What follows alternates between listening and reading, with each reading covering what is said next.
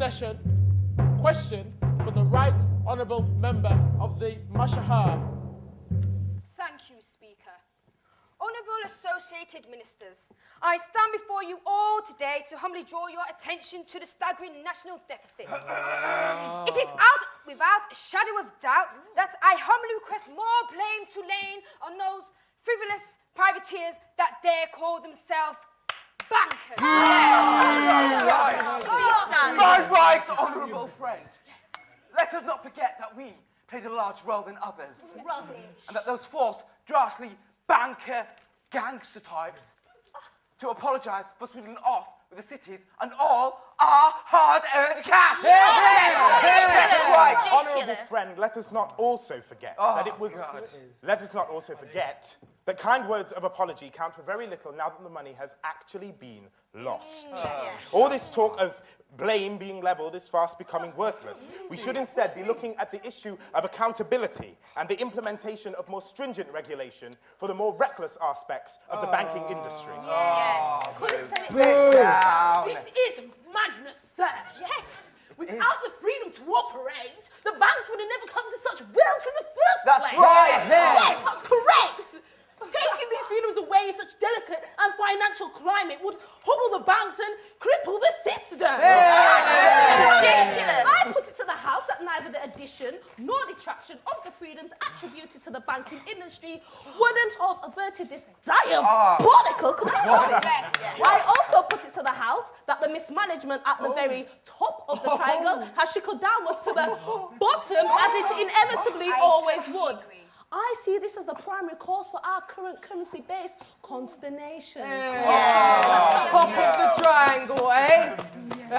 Is the Right Honourable Member for Bumblington really suggesting that I took the time from my incredibly busy and stressful schedule to travel across the world and somehow, Rubbish. single-handedly bring about the global economic down? Don't mock me. Is the Member for Bumblington really suggesting that I took the time to meet every president, banker, farmer, baker, and candlestick maker, and somehow persuade them to half-arse it till the banks go bang and the global economy kicks out? Is that really what he is suggesting?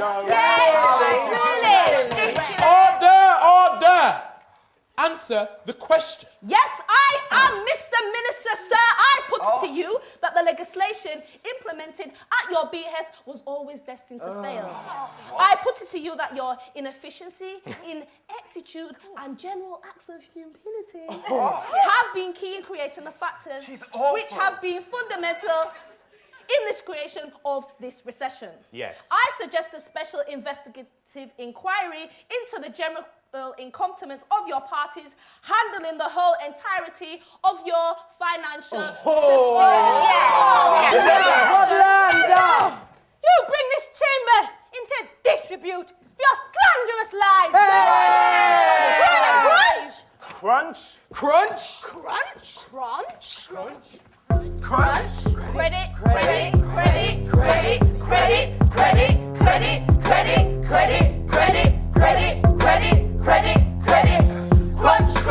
What the? Trying to solve the problem, get dumped in my junk like. Crunch. What the? Trying to solve the problem, get dumped in my junk like. Crunch, thanks a bunch. Try to solve the problem, get dumped in more junk. You can't fix it election year, don't you know? So why would you risk it?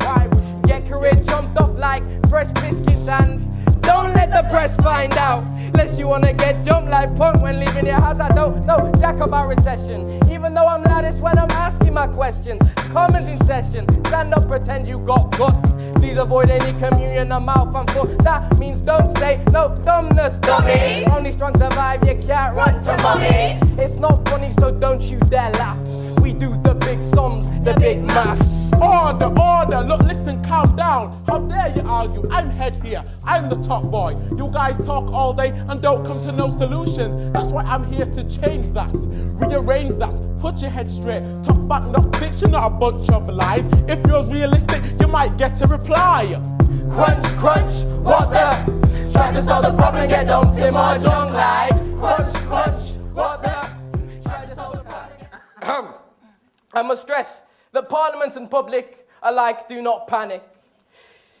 The recovery process is, of course, highly complexified, and it is vital that we take our time lest we rush out poorly thought out legislation. I ask you all to think how much worse this recession would be if we were to hastily stick on poorly thought out remedies to a problem whose source lies far beneath the seeable surface. All we are asking for is patience in these dark days. And please remember that whilst we cannot schedule the recovery process, we shall be the ones to bring it about.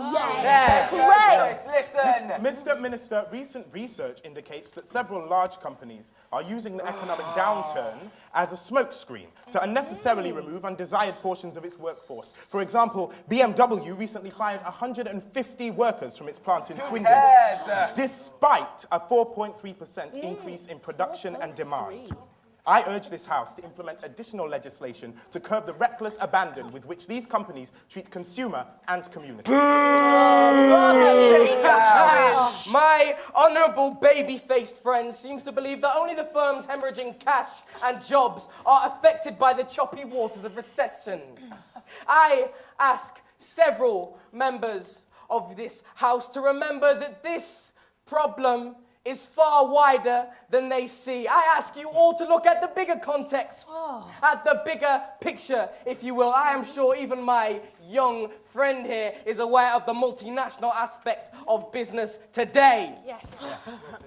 In furtherance of my esteemed colleague's comments, I wish to draw the attention to Kentucky Fried Chicken plans to create 9,000 jobs and expanding their enterprises further in this country. Against such a sheer wall of employment opportunity, what do a mere 150 jobs matter? The members' callousness would be humorous, were it not for the fact that we were talking about actual people's professions and livelihoods. My statements were never meant to cause distress to the humble and esteemed manufacturers of Swindon. I merely meant to give light to the alternative career routes available in the dark days. I must say, this simply never would have happened of it. None of it, if ministers had approached this problem sensibly instead of throwing money at the banks. I told them.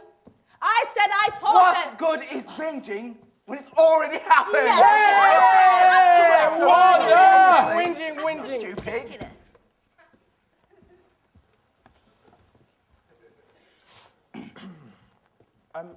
Mr. Minister, sir. Sorry, what was that? Mr. Minister, we cannot allow this situation to continue. If you would just look Shut at some... up. Listen, let me tell you what it is that we will do. We will allow this situation to continue as it always has. Sir? I mean, what exactly do you think it is that I can do?